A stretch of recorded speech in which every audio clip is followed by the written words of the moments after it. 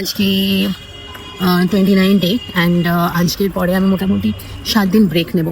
7 দিনের পর আবার আমি লেকে হাঁটা স্টার্ট করবো, হাঁটা না দৌড়ানো। তো নেক্সট আমার 30 ডেজ যে চ্যালেঞ্জটা হবে সেটা হবে লেকে দৌড়ানো, বেবি স্টেপে দৌড়ানো, বাট ওটাই হবে অ্যাকচুয়াল চ্যালেঞ্জ। তো তার আগে একদম কমপ্লিট আমি একটু ব্রেকে যাবো for some days like 1 week. So খেয়ে চললাম ভোলা নিয়ে ঝোলা।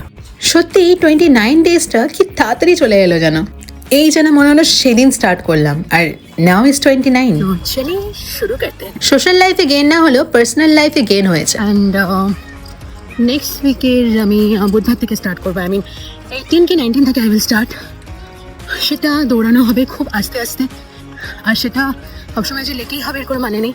কোনো সময় আমি আমার বাড়ির সামনেটাও করতে পারি।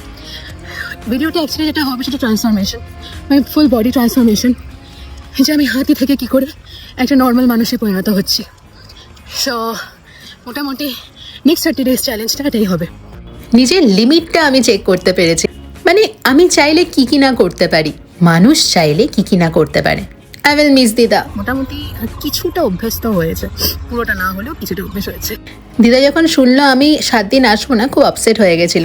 আই ডোন্ট নো 1 উইক যদি আমি এখন অফ নিই, যেটা আমি নেবো অবভিয়াসলি, উইদাউট ব্রেক আমি 30 দিন ধরে করে গেছি, অ্যান্ড ইটস কোয়াইট ডিফিকাল্ট। ওকে, আমি ভাবতে পারিনি করতে আমি 30 দিন টানা করতে পারবো শরীর খারাপের মধ্যেও। I love me and thank you Mahadev. উনি এনকারেজ না করলে হয়তো হতো না। বাট 1 সপ্তাহ গ্যাপ নিলে এই জন্য যে মার্বেল পাত্তায় হাঁটা আবার প্রবলেম হবে নাকি, বাট অনেকটা ইজি হয়ে গেছে এখন আগের থেকে, আর অনেকটা লাভ পেয়েছি আমি। So now time for cross walk. রোজ আস্তে আস্তে একটা বন্ডিং হয়ে যায় না। দিদা আর আঙ্কেল দুজনেই খুব ইন্সপায়ার করে আমায়। এক্সপিরিয়েন্সটা কিন্তু দারুণ ছিল।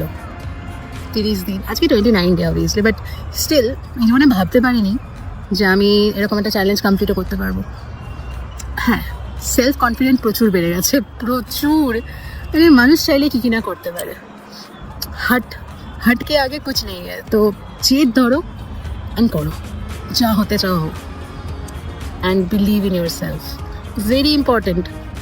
পেশেন্সের পরীক্ষা। যখন কোনো কিছু চ্যালেঞ্জ তুমি পূর্ণ করে দাও না, কনফিডেন্ট আলাদা লেভেলের বেড়ে যায়। ইচ্ছা শক্তি থাকলে কোনো কিছু ইম্পসিবল নয়। বাট হ্যাঁ, ব্রেকেরও প্রয়োজন অবশ্যই। আসার পথে দোকানে গণেশ ঠাকুরের বাহনের সাথেও দেখা হয়ে গেল।